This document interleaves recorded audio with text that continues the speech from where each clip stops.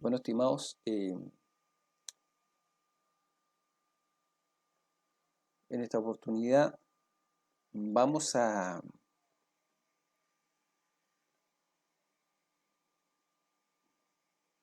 vamos a seguir con nuestro tema de compatibilidad electromagnética.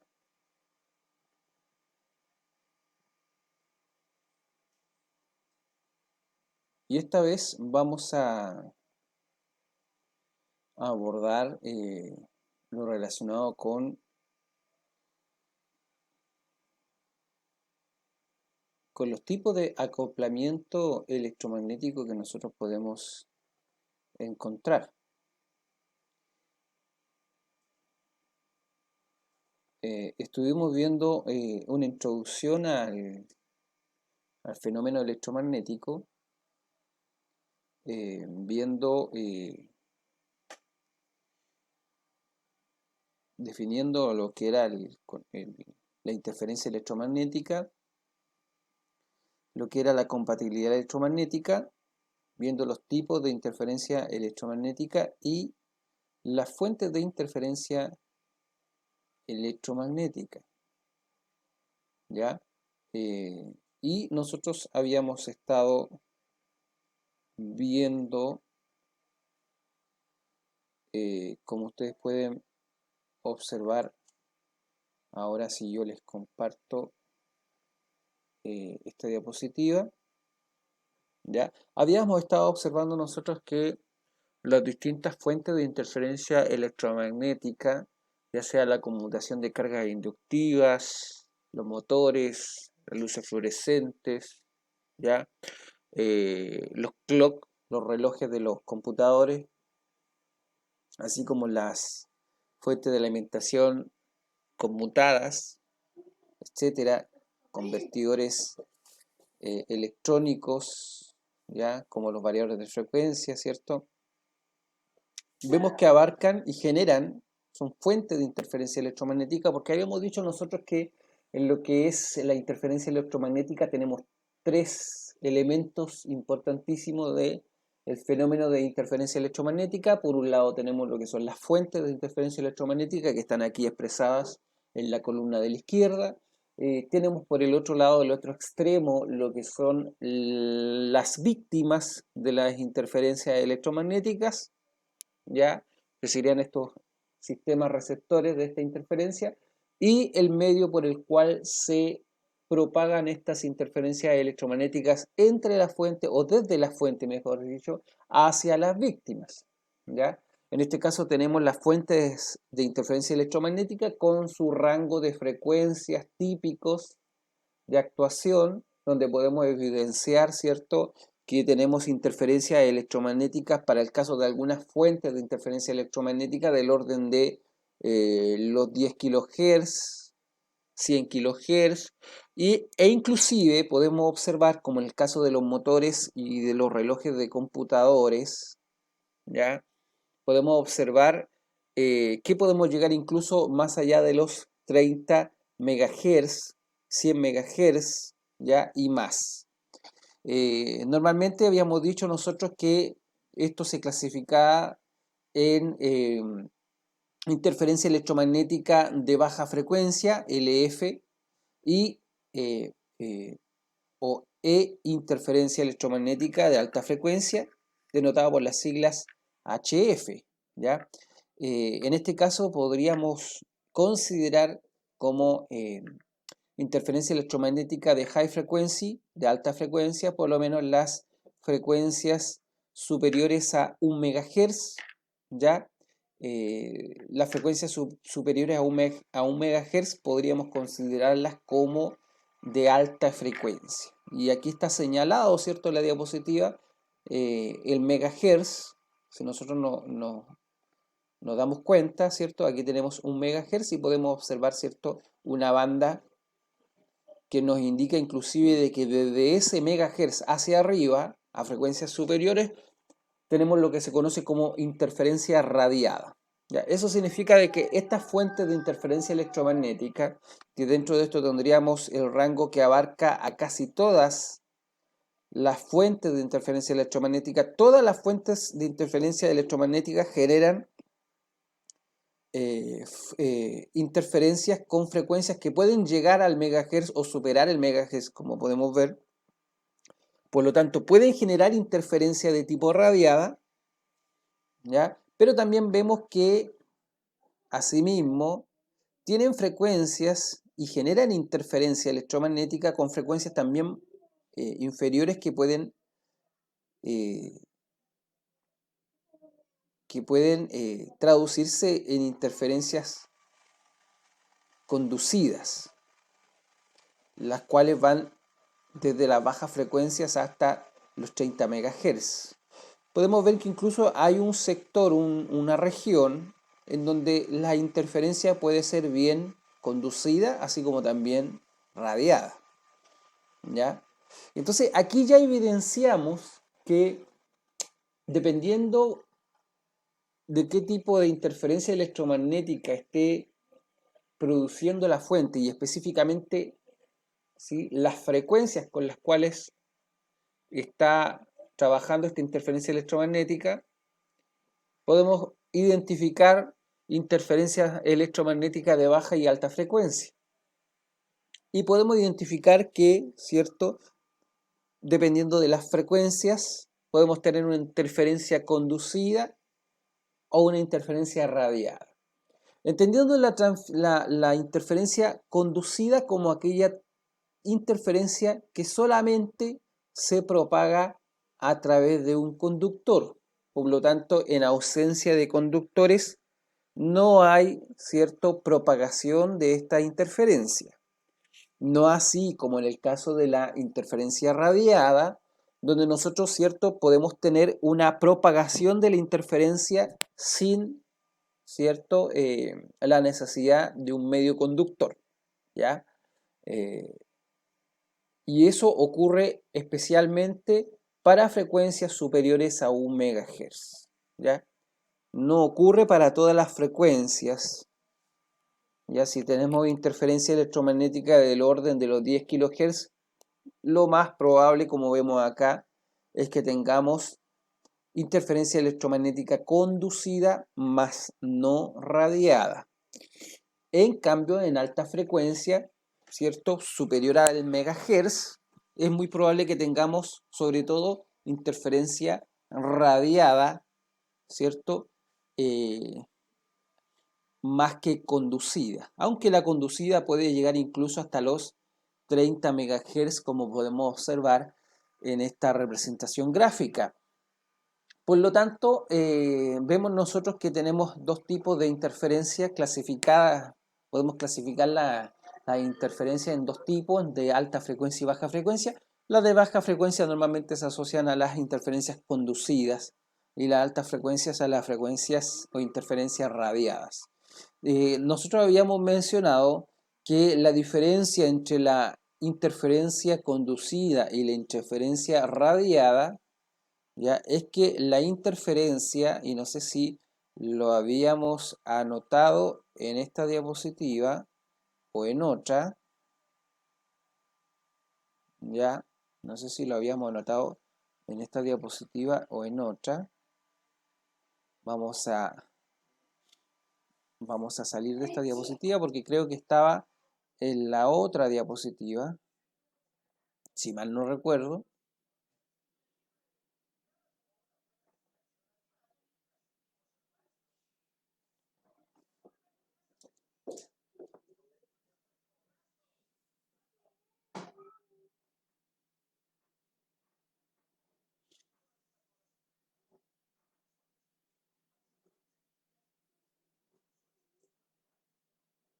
Aquí está.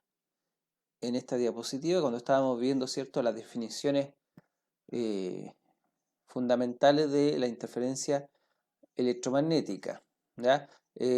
Aquí teníamos nosotros lo que es la interferencia de baja frecuencia e interferencia de alta frecuencia, y a este punto hacía referencia ahora recién, y es que la interferencia de baja frecuencia se diferencia de la de alta frecuencia en que, como habíamos dicho nosotros, ¿cierto?, la energía conducida puede ser alta, ¿ya? Y con resultados de mal funcionamiento, pero también puede ocasionar destrucción de los equipos, ¿ya? La interferencia de baja frecuencia es mayoritariamente ciertos productos de las bajas frecuencias que son bajo el megahertz, aunque podrían, perdón, bajo un megahertz, obviamente son bajo un megahertz, no pueden ser sobre un megahertz, son de baja frecuencia y pueden llegar a ocasionar no solo el mal funcionamiento, sino que la destrucción del equipo.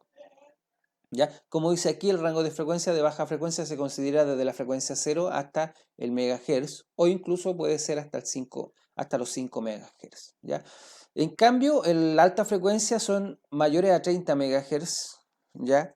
O sea, perdón, ahí corrijo, ¿cierto? Según el documento técnico, no es superiores a 1 megahertz, sino que más bien mayores a 30 megahertz. O sea, tendríamos un rango de, de vacío entre el megahertz, ¿cierto? Entre el 1 megahertz a 5 megahertz hasta los 30 megahertz, donde sería no considerado ni alta frecuencia ni baja frecuencia. Y ahí es donde se da el caso, como veíamos en la diapositiva anterior, ¿cierto? Si es que la volvemos a revisar, ahí se da el caso donde ahí se da el caso entre el megahertz y los 30 megahertz, es donde se da el caso de que puedo tener interferencia conducida, así como también radiada, ya que la interferencia radiada comienza en el megahertz y la conducida termina en los 30 megahertz. O sea, haciendo esa rectificación de lo que yo había señalado,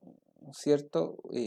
Una fe de ratas, eh, la baja frecuencia sería desde los 0 Hz hasta los 30 MHz y son netamente interferencias conducidas, con excepción de las frecuencias entre 1 MHz y 30 MHz que pueden ser conducidas y también radiadas, ¿ya? Pero sobre los 30 MHz, que ya serían las interferencias de alta frecuencia, son 100%, como podemos ver aquí, radiadas, ¿ya? Las interferencias electromagnéticas de alta frecuencia son 100% radiadas, ¿ya? Entonces, como comentábamos, ¿cierto? Una de las características de la interferencia de baja frecuencia es que puede causar mal funcionamiento de los sistemas o equipos, así como también, ¿cierto? En el caso de la alta frecuencia, interferencia de alta frecuencia, es generalmente la energía baja y con resultados solamente de mal funcionamiento, ¿ya? Normalmente no de destrucción del equipo por el nivel de energía que es radiada, que a diferencia del caso conductivo, ya en el caso conductivo hay una alta energía conducida, ¿ya? Por lo tanto, normalmente la de alta frecuencia provoca mal funcionamiento y la de baja frecuencia produce mal funcionamiento y también existe la posibilidad por el alto nivel de energía conducida que exista destrucción de los equipos conectados, ¿ya? Entonces, dicho eso de las interferencias electromagnéticas, ¿cierto? Vamos a pasar a lo que es eh, estos modos de conducción, no de conducción, sino que estos modos de propagación de la interferencia electromagnética. Sea de baja frecuencia, sea de alta frecuencia, nosotros tenemos que, eh, eh, que comprender que este fenómeno de interferencia electromagnética se divide en tres partes. Las fuentes de interferencia electromagnética, como vimos, que abarcan interferencias de baja frecuencia y alta frecuencia, y por el otro lado las víctimas, ¿ya?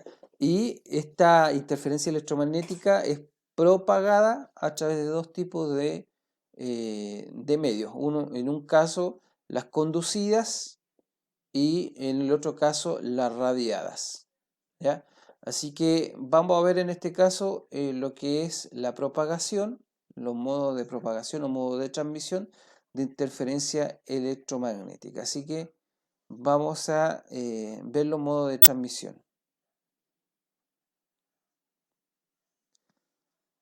Ya, en este caso aquí tenemos lo que estábamos comentando de,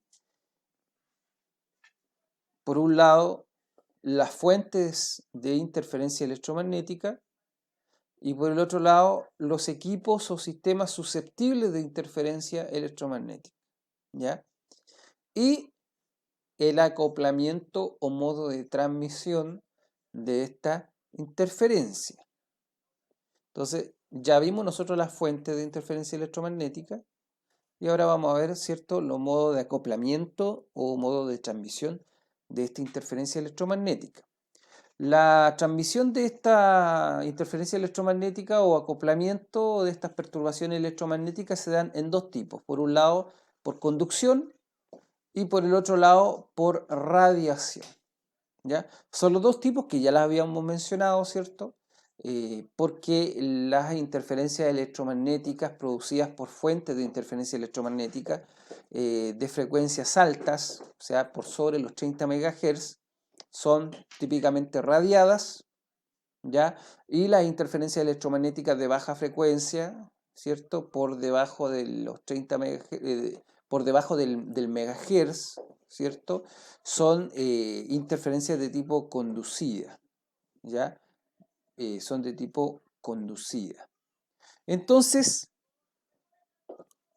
tenemos estas dos formas de propagación o acoplamiento, ¿ya? Recordemos que estas perturbaciones son no deseadas, por lo tanto, más que ser transmitidas, se acoplan, ¿ya? Se acoplan a una señal, que es nuestra señal deseada, y esta interferencia no deseada, esta señal no deseada, se acopla a nuestra señal. Entonces, ese acoplamiento puede ser por conducción o por radiación. Así que vamos a ver ahora, ¿cierto?, el acoplamiento por conducción, ¿ya? El acoplamiento por conducción, vemos aquí una imagen, ¿cierto?, donde se señala la fuente de alimentación por el lado izquierdo y el equipo afectado por interferencia en el lado derecho. Y ahí vemos nosotros que hay una señal no deseada, que es una interferencia que se está conduciendo, una interferencia conducida a través de los conductores, ¿ya? A través de los conductores. Siempre el acoplamiento por conducción es a través de conductores, ¿ya? Y por eso el nombre de conducción. Ahora, dentro del acoplamiento por conducción hay dos tipos de acoplamiento por conducción, ¿ya? Hay dos tipos de acoplamiento por conducción. Por un lado está el acoplamiento en modo común y por el otro lado el acoplamiento en modo diferencial, ¿ya? Entonces, tenemos acoplamiento por conducción en modo común y acoplamiento por conducción en modo diferencial, ¿ya? Eso es importante de tenerlo en consideración, ¿ya? Porque es típico cuando se habla de interferencia electromagnética y de este concepto de compatibilidad electromagnética, que lo que viene a hacer es ¿cierto?, mitigar estos efectos negativos de la interferencia electromagnética, ¿cierto? Se habla mucho del modo común y del modo diferencial, ¿ya? Y eso está relacionado con el tipo de acoplamiento por conducción. Ya. En este caso tenemos un tipo de acoplamiento por conducción en modo diferencial. Tenemos un equipo electrónico que está conectado con un sensor, ¿ya? Tenemos un equipo electrónico que está conectado con un sensor a través de dos cables, ¿cierto? Como podemos observar en la figura, a través de dos conductores. Tenemos una corriente que está fluyendo en el cable o conductor superior desde el equipo electrónico hacia el sensor, expresado a través de una corriente I, y la misma corriente está retornando desde el sensor hacia el equipo electrónico, ¿cierto? Corriente también señalizada como I. Esto entonces provoca que tengamos una diferencia de voltaje, como dice ahí, U, ¿ya?, entre conductores, y que sea, ¿cierto?, un voltaje diferencial, ¿cierto?, o un voltaje de modo diferencial, ¿ya? Este sería una conducción, un modo de conducción diferencial, ¿ya? Donde la señal no deseada, ¿ya? Se conduce, viaja desde un sistema o equipo hacia el otro a través de un conductor y retorna a través del otro conductor, ¿ya? Entonces la señal está viajando desde el equipo electrónico hacia el sensor y retornando luego para cerrar el circuito desde el sensor hacia el equipo electrónico por el conductor inferior, produciendo un voltaje en modo diferencial entre los terminales, ¿ya? Ese es el tipo de conducción en modo diferencial. En el modo común, ya se da en este caso otro efecto, ¿cierto? Otra forma de conducir la corriente y cerrar el circuito, que es teniendo el mismo sistema electrónico y el sensor conectado a través de dos conductores, tenemos que hay una corriente, llamémosla I sub 1, viajando por el conductor superior desde el sensor a la electrónica, y en el conductor inferior una corriente llamada I sub 2, distinta a I sub 1, viajando desde el sensor hasta el equipo electrónico. ¿Ya? Las dos señales viajando desde el sensor hacia el equipo electrónico, ¿ya? Por lo tanto, entonces vemos claramente de que la señal no deseada, expresada por la corriente I sub 1, no es la corriente que retorna luego a través por el conductor inferior, sino que más bien tenemos dos corrientes distintas, I sub 1 y I sub 2, viajando desde el sensor hacia la electrónica en el mismo sentido y en la misma dirección.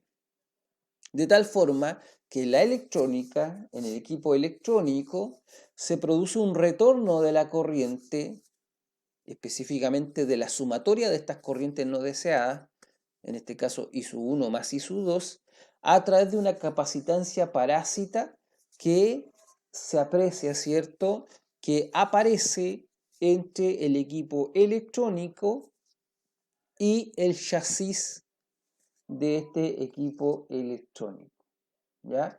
Ese sector señalado con un plano dibujado aquí con líneas, ¿cierto? Achurado representa lo que es el chasis del equipo, y entre el sistema electrónico y el chasis es representado como un capacitor y con líneas segmentadas, porque no es que exista realmente un capacitor, sino que se produce un efecto de capacitor entre el equipo electrónico y el chasis, permitiendo a través de esta capacitancia parásita, como se señala aquí, ¿ya? Una capacitancia parásita, a través de esa capacitancia parásita se produce el retorno de la corriente total no deseada I sub 1 más I sub 2 hacia el sensor a través también de una capacitancia parásita que aparece entre el chasis del equipo y el sensor, teniendo como resultado una tensión medida entre el chasis y el conductor superior y entre el chasis y el conductor inferior, denotada por U, que sería el voltaje en modo común. ¿Ya? Sería el voltaje en modo común. Entonces tenemos dos tipos distintos de conducción de la interferencia electromagnética. La interferencia electromagnética puede propagarse o acoplarse desde un equipo hacia el otro, con corrientes no deseadas en el mismo sentido hacia uno de los equipos, y retornar a través del chasis por medio de las capacitancias parásitas, ¿ya? Y esto es un tipo de interferencia que se acopla por conducción, ¿ya? Y es en modo común, o puede ser una interferencia electromagnética que, es cierto, su acoplamiento sea en modo diferencial, lo cual significa de que por uno de los conductores va a transportarse esta corriente no deseada, la cual va a retornar luego para cerrar así el circuito, ¿cierto? El lazo va a retornar por el otro conductor, por uno de los conductores viaja desde un equipo, en el caso del equipo electrónico, hacia el sensor y retorna por el otro conductor desde el sensor hacia la electrónica. Podríamos decir de que la señal no deseada, ¿cierto?, está siendo conducida y está siendo generada por el equipo electrónico y se está conduciendo esta perturbación a través del conductor superior, afectando al sensor y retornando hacia el equipo electrónico por el cable inferior. Ese es el modo diferencial de conducción de la interferencia y este es el modo común, ¿ya? Así que son dos tipos de conducción de la interferencia electromagnética, ¿ya? Entonces, ojo con esto. La interferencia electromagnética, típicamente de baja frecuencia, ¿cierto?, bajo el megahertz, se va a manifestar a través de los conductores, se va a propagar, o mejor dicho, se va a acoplar a través de los conductores, ¿ya? Las fuentes de interferencia electromagnética que generan interferencias de baja frecuencia, y eso significa interferencias por debajo del megahertz, van a generar interferencia electromagnética de baja frecuencia que se va a propagar o se va a acoplar a través de los conductores, por eso es conducida, y se va a manifestar de estos dos tipos. Puede ser diferencial, puede ser común, ¿ya? Son las dos formas en que esta interferencia electromagnética de baja frecuencia se acopla a los sistemas. Entonces nosotros vamos a encontrar soluciones para mitigar los efectos de estas interferencias electromagnéticas, para el caso conducido de baja frecuencia, nos vamos a encontrar con soluciones de tipo modo diferencial, así como de tipo modo común, ¿ya? Entonces vamos a ver un ejemplo para aterrizar un poquito esto. Aquí podría parecer que estamos improvisando, ciertamente es así. Vamos a sacar aquí la cámara para que no estorbe y vamos a poner acá lo que sería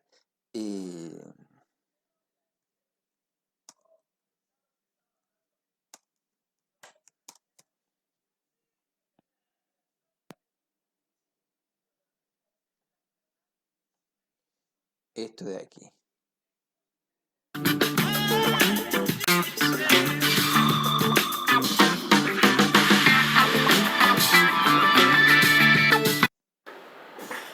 Bueno, la verdad, no sé si se escucha realmente el video, pero si es que no se escucha, por lo menos hay que poner atención a lo que se está mostrando y yo voy a ir comentando algunas cosas, ¿ya? Pero para ver un poco, aterrizar un poco lo que estamos hablando, algo que quizás, ¿cierto?, todos hemos visto en algún momento. Hola amigos, en un video anterior, y se los voy a dejar por acá en las tarjetas como siempre, donde utilizo este medidor con una simple resistencia de 10 ohms en serie para poder ver la forma de onda de la corriente y medirla en todo caso a través de esta resistencia.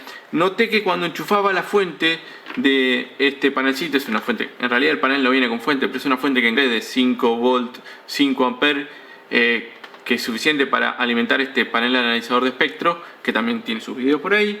Notaba que cada vez que enchufaba esto me metía un montón de ruido en esta medición que yo intentaba hacer de lámparas y demás. Así que la idea es tratar de ver qué le está pasando a esto, si podemos filtrarlo de alguna forma y mejorar esto que la verdad que me molesta bastante. En realidad, bueno, si no me acuerdo que tengo que desenchufarlo, me encuentro haciendo mediciones con un montón de ruido adicional que no deberían estar. Fíjense, yo este medidor ahora lo tengo completamente desenchufado, ¿está? Fíjense que no está enchufado, lo único que tengo es la punta del osciloscopio conectado ahí. Está bien, tengo el panelcito acá, pero créanme que no tiene nada que ver la cercanía. Yo simplemente voy a enchufar esta fuente y van a ver el ruido terrible que me mete. A ver si se ve que es el cable. El ruido terrible que me mete en el osciloscopio. Miren lo que es eso. Terrible.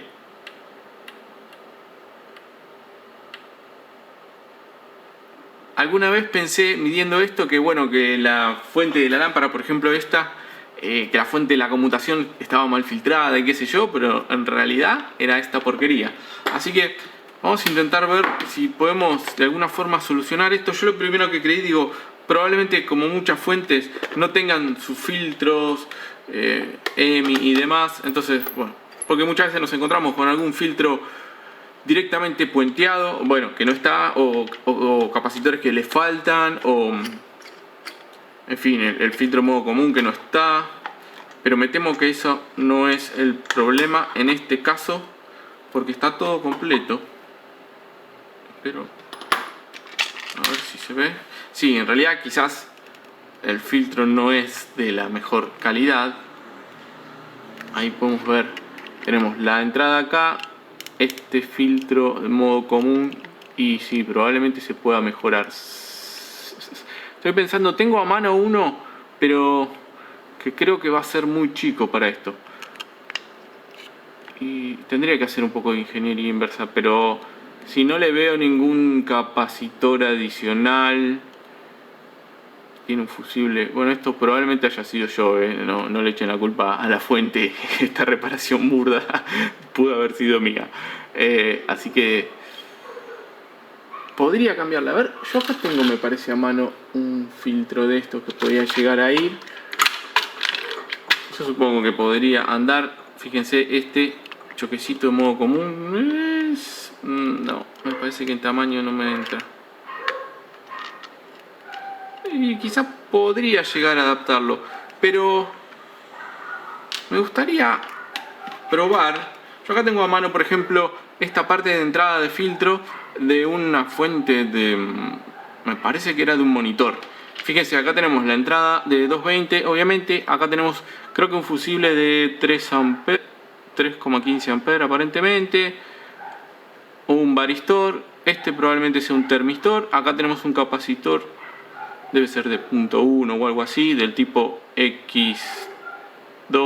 Bueno, no llego a ver el valor. Después tenemos el filtro, el choquecito este de modo común, otro capacitor de supresión por acá, pero típico filtro EMI de una fuente. Seguramente esto es para mucha menor potencia que la que tiene esta fuente, pero podría llegar a probar enchufar 220 acá y de los 220 estos alimentar esta otra fuente. Así que voy a intentar hacer eso. ¿Qué es lo peor que puede pasar? Que se queme, ¿no? Le damos de vuelta que haga la falla. Sí, ahí la tenemos. Entonces, esto va a ser medio peligroso. Voy a intentar trabajar. Sí, porque lamentablemente no puedo utilizar mi transformador de aislación, dada la potencia que estamos manejando acá. Ya mi trafo lamentablemente no sirve.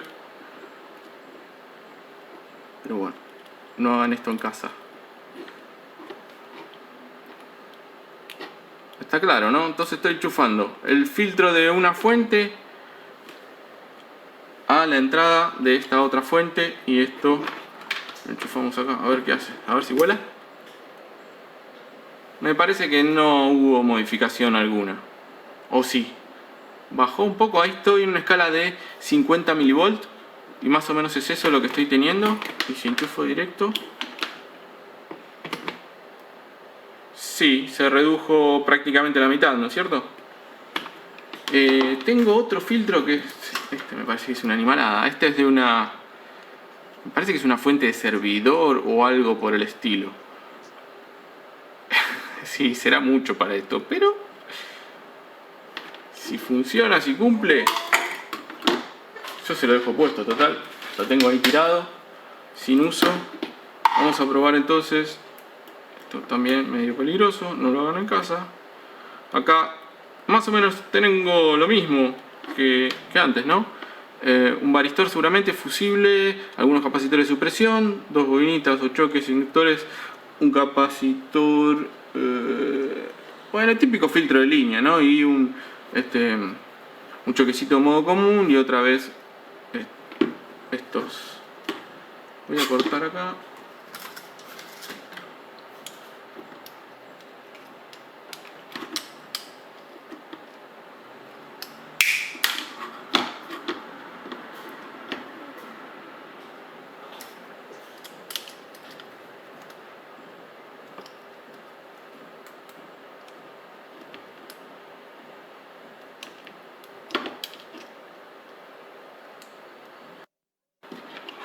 poderoso. Repito, no hagan esto en casa, esto es peligroso. No dejen los cables con cocodrilo 220. No está bueno lo que estoy haciendo. Es simplemente para probar. En este caso, a ver qué es lo que hace. Bueno, y se redujo, sí, un poco más. Yo creo que ya con esto estoy conforme.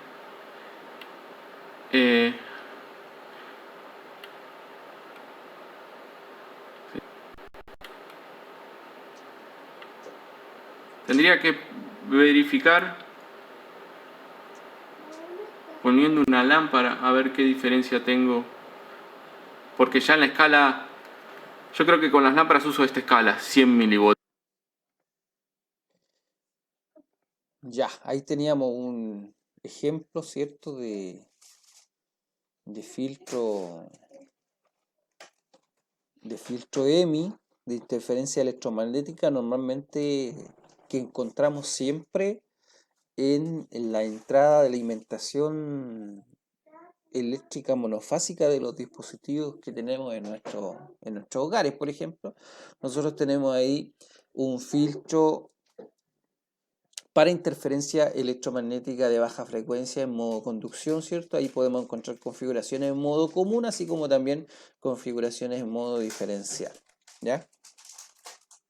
Así que cuando ustedes vean un sistema electrónico al inicio, donde ingresa el cable de alimentación, siempre vamos a encontrar, ¿cierto?, esta etapa de filtro de interferencia electromagnética, filtro EMI, que está por razones de compatibilidad electromagnética, tanto para proteger a la circuitería interna del sistema de posibles interferencias conducidas desde la red eléctrica hacia el equipo, como también proteger a la red eléctrica, ¿cierto?, de interferencias que esté generando la misma electrónica producto de su no linealidad, ¿ya? Así que ese es el modo, la interferencia o el acoplamiento de interferencia en modo diferencial y modo común, ¿ya? El otro tipo de acoplamiento es el acoplamiento ya no por conducción, sino que el acoplamiento por radiación para frecuencias ya más altas frecuencias por sobre los 30 MHz. Nosotros tenemos acoplamiento por radiación, como se observa aquí en la imagen, ¿ya? Tenemos acoplamiento por radiación. Y en este caso tenemos un gabinete que tiene un equipamiento dentro del gabinete que está causando interferencia, como dice aquí. Es un equipo aquí que está causando interferencia, es una fuente de interferencia electromagnética. Y esta fuente de interferencia electromagnética está generando interferencia, ¿cierto? Y esta está siendo acoplada de forma, como vemos aquí en el dibujo, radiada. No a través de conductores, sino que se está radiando a través de el vacío o el aire, ¿ya?, hacia los equipos que son sensibles de perturbación electromagnética. En este caso le llamamos normalmente las víctimas. Por acá tenemos un equipo víctima que está recibiendo esta interferencia radiada. Normalmente recuerden que esta interferencia radiada es porque es de alta frecuencia, por sobre los 30 MHz, ¿ya? Aunque puede también ser desde el megahertz hacia arriba, según la imagen que veíamos de la diapositiva anterior. Y es de alta frecuencia, por lo tanto no causa destrucción de equipos, sino que más bien solo mal funcionamiento por la baja energía radiada, a diferencia de la interferencia de conducción, modo común y diferencial, que sí puede causar la destrucción del equipo. Entonces aquí tenemos interferencia de tipo radiada, aquí, y por el otro lado, ¿cierto?, este gabinete con este equipo interno que está causando interferencias está... hay un cable de potencia aquí, un cable de potencia que está conectando o está energizando a una carga, ¿ya? Está energizando una carga y a través de este cable de potencia, ¿cierto?, fluye una alta corriente, que es un cable de potencia, y esta corriente está generando un campo magnético, ¿ya? Y ese campo magnético que está generando esta corriente, ¿cierto? Está propagándose como interferencia radiada hacia dos equipos que, como podemos ver acá, son mis equipos víctimas, que son afectados por interferencia electromagnética, y que esta interferencia electromagnética radiada producto de este cable de alimentación, ¿cierto?, está afectando a estos equipos generando una corriente, como podemos ver aquí, y que la vamos a ver. En este caso, ¿cierto?, tenemos acá una corriente I1 que es producto de una señal que se está transmitiendo desde el gabinete hacia ese equipo afectado, que representa un cero lógico o un contacto abierto, ¿ya? Y vemos que luego tenemos una I2, que es, ¿cierto?, una señal afectada por interferencia electromagnética y que de tal forma ha afectado la interferencia electromagnética radiada a la señal que ya no es un cero lógico, sino que puede ser interpretado como un 1 lógico, ¿ya? Cuando en la realidad, ¿cierto?, la señal que se está transmitiendo es un cero lógico más la sumatoria del ruido de la interferencia electromagnética puede cambiar la señal a un 1 lógico, ¿ya? Así que ahí tenemos un efecto de la interferencia electromagnética radiada, ¿ya?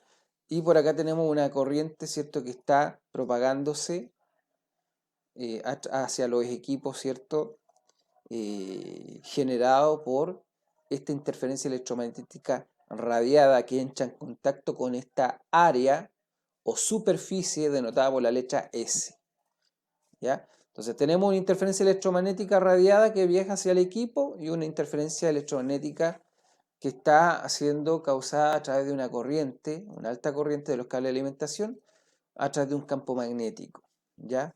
Y que afecta a una cierta superficie o área. Esta superficie es importantísima en el acoplamiento por radiación, ¿ya? Porque mientras mayor sea esta superficie que está siendo formada por los cables de conexión aquí, peor va a ser el efecto de la interferencia electromagnética radiada. Lo ideal es que esta superficie sea la mínima, de tal forma que minimizar así el efecto de la interferencia electromagnética radiada, ¿ya? Así que el nivel de interferencia va a depender de la superficie que esté siendo, ¿cierto?, que esté disponible aquí por medio de las conexiones de los conductores, ¿ya?, que están transmitiendo las señales de bajo nivel, como vemos acá, las señales de control o monitoreo hacia los equipos sensibles de interferencia electromagnética. Así que tenemos entonces en el acoplamiento por radiación, tenemos dos tipos de acoplamiento también: el acoplamiento capacitivo y el acoplamiento inductivo, ¿ya? Tenemos el acoplamiento capacitivo y el acoplamiento inductivo.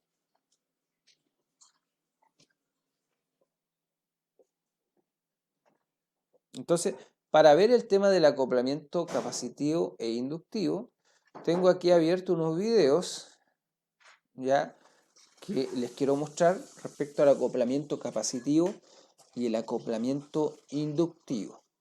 Primero, respecto del acoplamiento capacitivo, ¿ya?, nosotros podemos observar lo siguiente respecto a una capacitancia, ya que el acoplamiento por radiación capacitivo está relacionado con las capacitancias parásitas que se forman entre dos superficies, normalmente entre el conductor que transmite la señal y alguna superficie metálica cercana, ¿ya? Alguna superficie metálica cercana. Se produce una capacitancia parásita. O entre dos conductores también se puede producir una capacitancia parásita. Entonces, ¿cuáles son las características del capacitor? ¿Ya? ¿Cuáles son las características del capacitor? Recordar que la reactancia capacitiva X sub C es igual a 1 partido por 2pi por F por C, lo cual nos dice de que la reactancia capacitiva, que sería la resistencia de alterna del capacitor, ¿cierto?, tiende a disminuir y lo cual va a facilitar el paso de estas corrientes no deseadas, ¿ya? Cuando la frecuencia aumenta o cuando la capacitancia aumenta, ¿ya? Y en el caso de las interferencias electromagnéticas radiadas, se caracterizan por ser del orden de los megahertz, ¿cierto? Hacia arriba, por lo tanto es de alta frecuencia, por lo tanto ya eso implica una baja resistencia de alterna del capacitor, facilitando entonces el flujo de corriente entre un conductor y una superficie metálica, ¿ya? Y eso, ¿cierto? Da y facilita, es un puente que se crea, ¿cierto? Para que se introduzcan señales no deseadas y se acoplen por medios radiados, ¿ya? Y eso es producto de la alta frecuencia. Pero además de la alta frecuencia, también está el efecto que produce el capacitor. Si finalmente son dos placas conductoras. Una de estas placas puede representar al conductor y la otra placa al chasis de un equipo. Mientras más distancia exista entre ambas superficies conductoras, sea la superior el conductor de la señal y la placa inferior sea el chasis del equipo, mientras mayor sea la distancia de separación, en este caso de ejemplo 10 milímetros, la capacitancia va a ser en este caso de 0.35 picofaradios. Y a medida que nosotros vamos acercando las superficies, el conductor al chasis, la capacitancia va aumentando. De tal forma que eso implicaría, por la fórmula X sub C, 1 partido por 2pi por F y por C, implicaría que estaríamos contribuyendo, ¿cierto?, a un mayor, a un camino más holgado, ¿cierto?, para que fluyan corrientes no deseadas, señales, perturbaciones electromagnéticas a través de nuestro conductor que transmite nuestra señal, ¿ya? O sea, mientras más cerca esté el cable del chasis, eso va a tener el mismo efecto que si las placas de un capacitor estuvieran más cercanas entre sí. Y como vemos acá, mientras más yo acerco las placas entre sí, la capacitancia aumenta. Y si aumenta la capacitancia, la resistencia disminuye, ¿ya? Otro efecto también es el área, ¿ya? Y en este caso el conductor que está cercano a la superficie conductora del chasis, mientras el chasis, por tratar al chasis como la superficie conductora, ¿cierto? El plano conductor, mientras menor sea el área a la cual esté expuesta el conductor, esté expuesto al conductor, mientras menor sea el área entre ambos elementos, la capacitancia va a ser, por ejemplo, en el caso mínimo aquí de ejemplo, 0.44, y a medida que el área aumenta, la capacitancia crece, ¿ya? Por lo tanto, tienen efecto sobre la capacitancia la separación entre el chasis y el conductor y el área de la superficie conductora, en este caso del chasis. Tiene efecto sobre la capacitancia y eso tiene un efecto sobre finalmente la resistencia o reactancia capacitiva, que finalmente es la oposición al flujo de corrientes. Mientras más cercanos estén las placas y mientras mayor sea el área, más fácil va a ser el camino para que fluyan señales no deseadas, ¿ya? Interferencia electromagnética por radiación, ¿ya? Eso respecto al capacitor, ¿ya? Entonces, tomando eso del capacitor, volvemos a nuestra diapositiva, y en el tema de acoplamiento por radiación capacitivo, vemos nosotros lo siguiente. Lo que habíamos dicho, ¿ya? La impedancia Z o reactancia capacitiva es igual a 1 partido por 2pi por f, que también es conocido 2pi por f como omega, frecuencia angular, 2pi por f, multiplicado por el capacitor. De tal forma que si aumenta la frecuencia, disminuye la impedancia o reactancia capacitiva, y si aumenta la capacitancia, disminuye también la impedancia o reactancia capacitiva.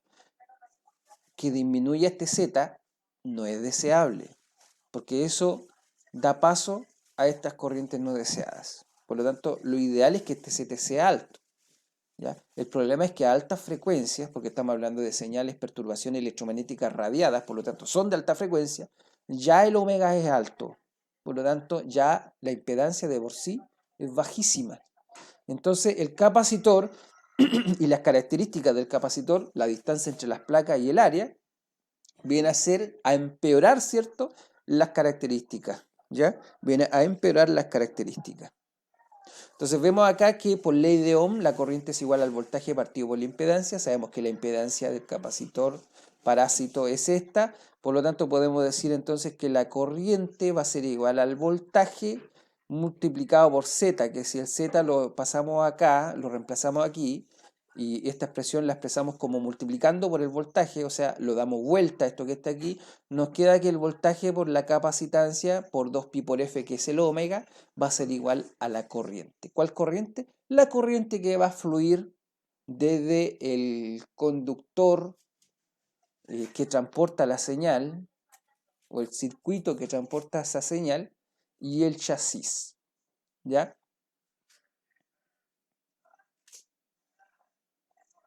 Y esa corriente depende de la tensión, la capacitancia y la frecuencia, ¿ya? Así que si tomamos la capacitancia y la tensión y la multiplicación por 2pi, ¿ya? Entendiendo que las áreas son fijas y que la distancia, la separación es fija y que la tensión es fija, podemos reemplazar esto como un K por F, ¿ya? Ahora, la capacitancia puede variar. Si es que variamos el área de las placas, ¿cierto? Y si variamos la distancia de las placas. Por lo tanto, podemos decir de que esta corriente no deseada va a ser función de K por F. O sea, va a depender de la frecuencia y va a depender de la componente esta K, que hace referencia específicamente a la capacitancia, ¿ya? Como dice aquí, el valor de la capacitancia C sub P de capacitancia parásita, es proporcional a las áreas de las superficies opuestas de los circuitos, ¿ya? Como bien veíamos nosotros en el simulador que les mostré, a mayor área, mayor capacitancia, mayor corriente no deseada, y es inversamente proporcional a la distancia entre los dos circuitos, como veíamos nosotros, ¿cierto?, en el ejemplo que yo les mostraba en el simulador. Mientras más cercanas las placas, o sea, mientras menor sea la distancia, mayor va a ser la capacitancia y por lo tanto mayor va a ser la corriente no deseada. Entonces aquí tenemos un ejemplo donde tenemos una cinta transportadora, ya, una cinta transportadora metálica. Aquí está la estructura, ¿cierto?, la puesta a tierra, está el chasis y aquí está el gabinete. Y dentro del gabinete, si aquí esto es una lupa, ¿cierto?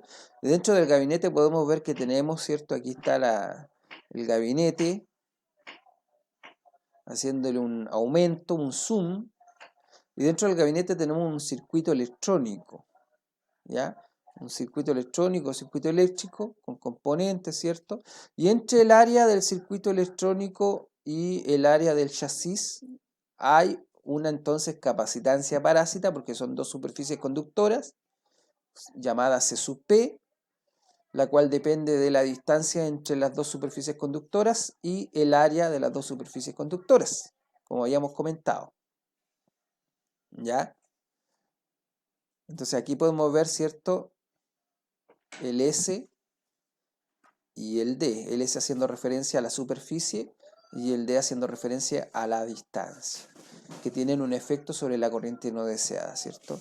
¿Cuánta corriente va a fluir I por este capacitor virtual llamado capacitancia parásita, producto de la alta frecuencia de la señal de perturbación electromagnética que está siendo generada. ¿Ya?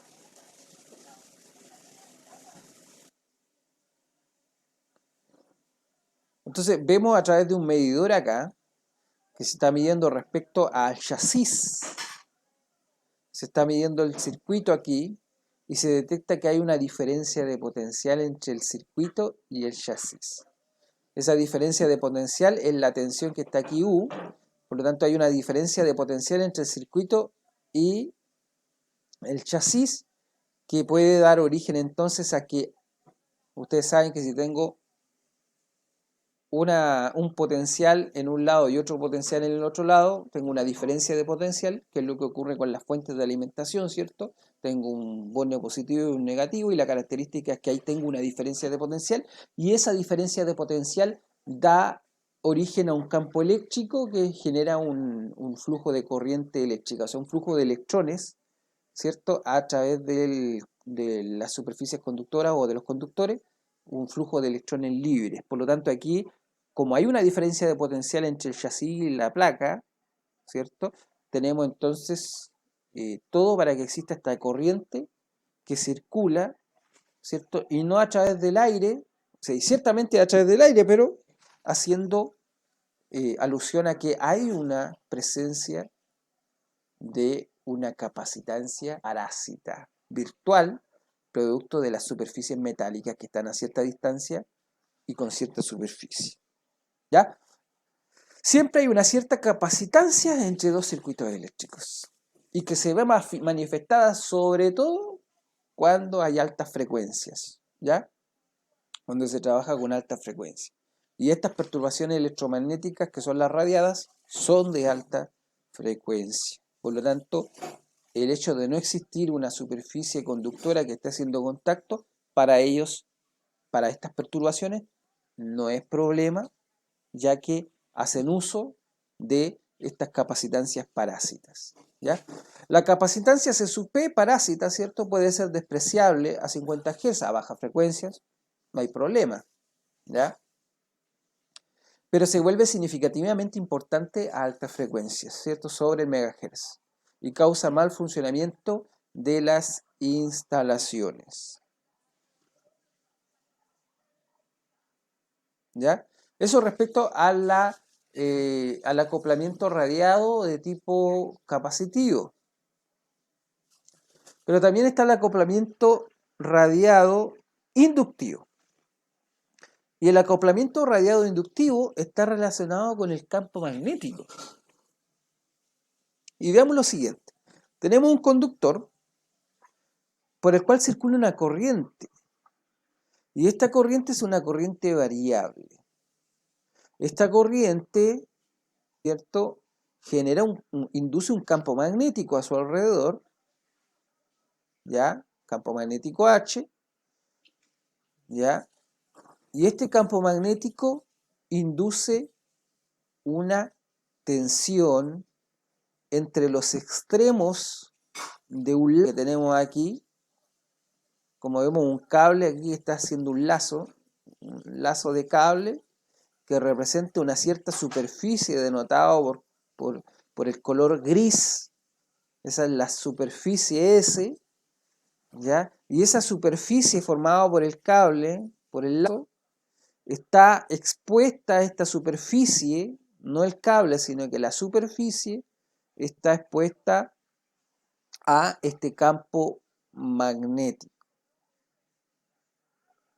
Y como está expuesta esta superficie al campo magnético, ¿ya?, entonces se genera una diferencia de potencial, una tensión entre los terminales de este cable que, como vemos a simple vista, no tiene una fuente de alimentación. Pero sin embargo, si medimos la tensión entre los extremos de este cable, vamos a encontrar que hay una tensión.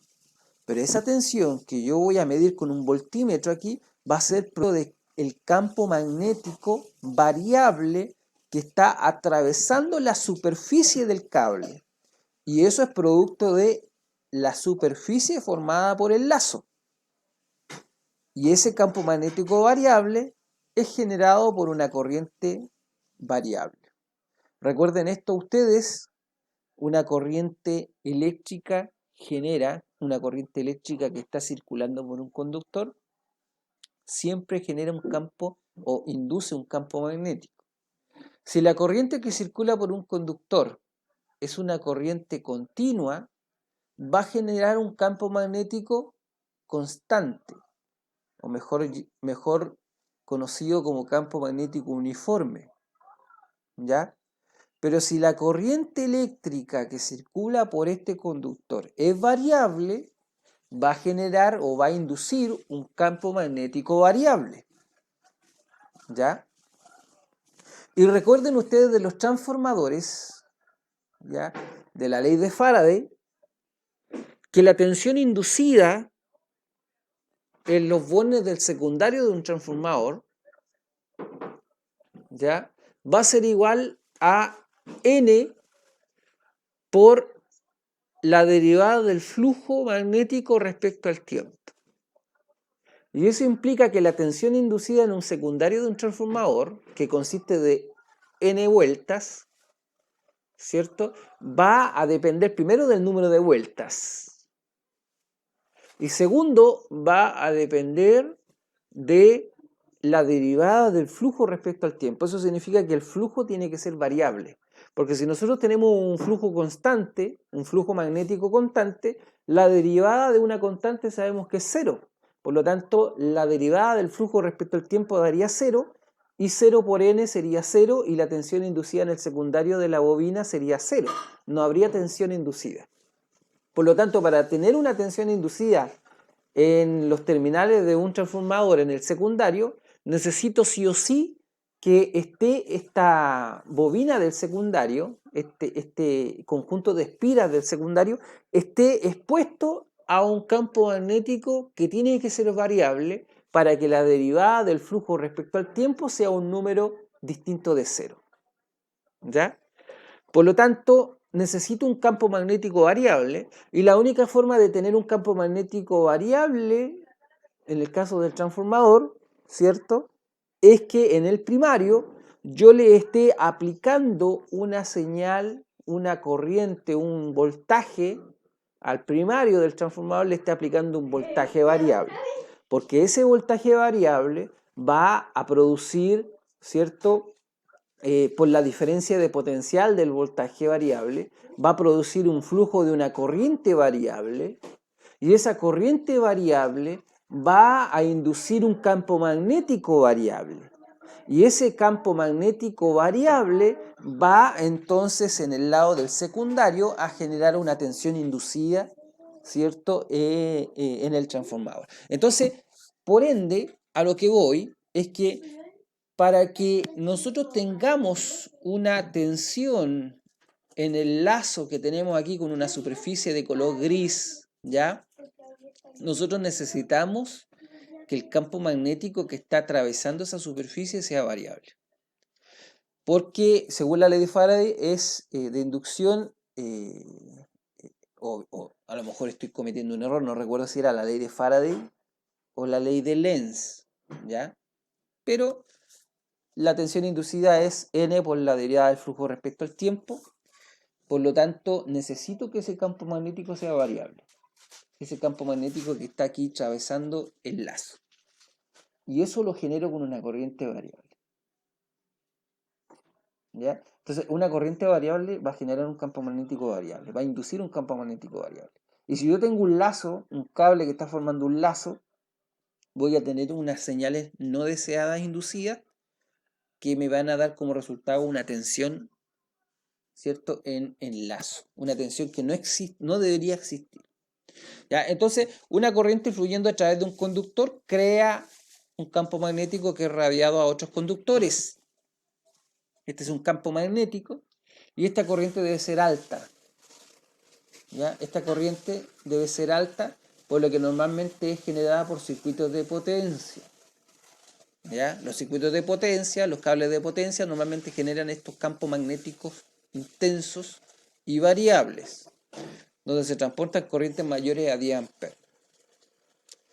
Todo lazo formado por un conductor eléctrico tiene un área de superficie S, Aquí tenemos un lazo formado por un área S, área gris, y rodeado por un campo magnético variable, se produce un voltaje alterno U a través de sus terminales. Y eso lo podemos ver claramente a través de un simulador que tengo acá. Borramos este de los capacitores y ponemos este.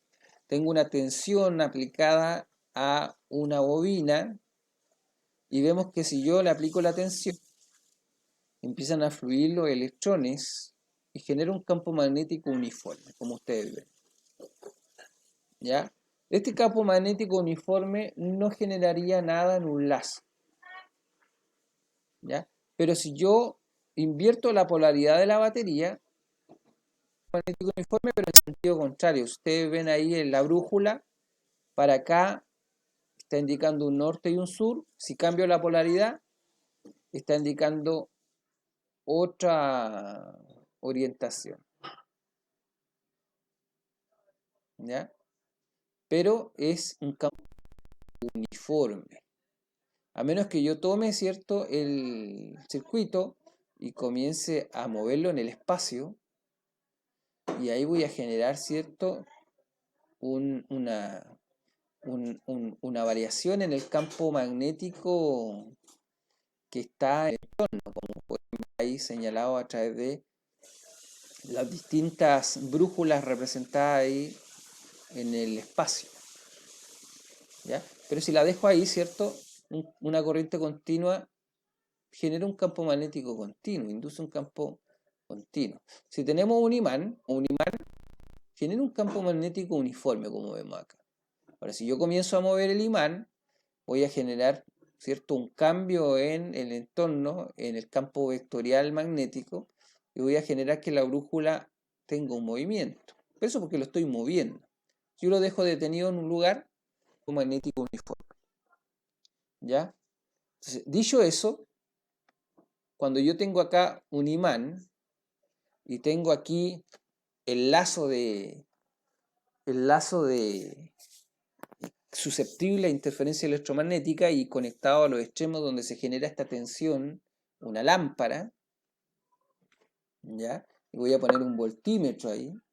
No tengo tensión, porque este campo magnético está generando un campo magnético, como vemos acá, ahí está la línea de campo magnético, está generando un campo magnético uniforme. Y como podemos ver, si yo tengo ese campo magnético uniforme, no pasa nada. ¿Ya? No pasa nada porque un campo magnético uniforme no induce una tensión en un lazo. O sea, una corriente continua circulando por un conductor no me va a generar un acoplamiento por conducción de tipo radiado, un acoplamiento por radiación, perdón, de tipo inductivo. ¿Ya? Porque no hay una tensión inducida ahí en el lazo. No hay una señal no deseada. Ahora, si yo tomara el imán y tratara, y en este caso el imán representa representa la corriente que está generando este campo magnético, ¿ya? Estamos suponiendo que es una corriente continua, pero por ejemplo la corriente alterna tiene la característica de ir cambiando la polaridad. O sea, sería como si al imán yo lo estuviera cambiando norte a sur, sur-norte, norte-sur, sur-norte. Si yo hago eso aquí, suponiendo que ahora la corriente entonces que circula por el conductor no es una corriente continua, sino que es una corriente alterna, ¿qué va a pasar ahí? Va a pasar de que simulando ese efecto con el imán sería el equivalente a hacer esto.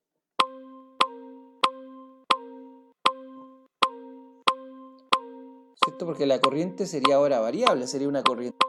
Y eso generaría un cambio en el campo magnético, y eso sí generaría una inducción no deseada por el lado del lazo de nuestro sistema. Que lo podemos ver a través del voltímetro, ¿cierto? Que se va generando una tensión que va cambiando de polaridad, y vemos la lámpara cómo se comienza a encender.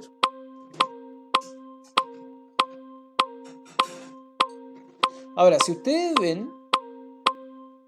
si ustedes lo observan, pero ¿qué pasa cuando el campo magnético es un campo magnético variable como el que estamos haciendo acá y está atravesando el lazo, la superficie del lazo? Está la superficie. ¿Qué pasa cuando el campo magnético está atravesando la superficie del lazo? Observen. Ya el efecto es totalmente distinto. ¿Ya?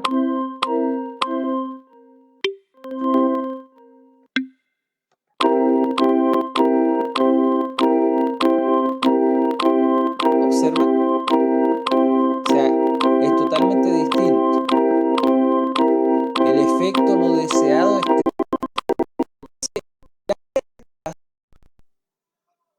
el área formado por este lazo, que es por donde yo estoy aquí introduciendo el campo magnético, ¿cierto? Tiene un efecto no deseado de generar esta reducción. Por lo tanto, todo lazo formado por los conductores en un circuito que es sensible a la perturbación electromagnética, toda superficie de un lazo va a estar expuesto a una generación de señales de perturbaciones electromagnéticas no deseadas, radiadas, producto del área. Porque cuando el campo magnético atraviesa el área, va a generar estas perturbaciones. Pero por ejemplo, si yo hago lo mismo afuera,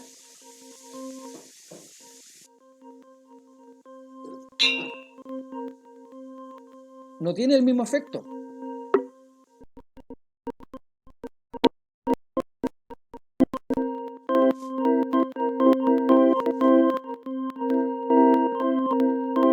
Sí tiene un gran efecto.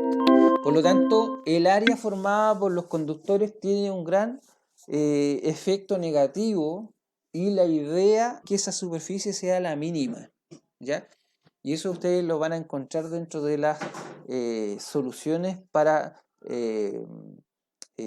conseguir, o dentro de las buenas prácticas de compatibilidad electromagnética, siempre se recomienda de que el área formado por los cables de señal sea un área lo más mínima posible, porque si tenemos un área muy extensa, si estamos formando entre los cables un área grande, al estar cercano de los cables de alimentación con corriente alterna, va ese campo magnético, al pasar por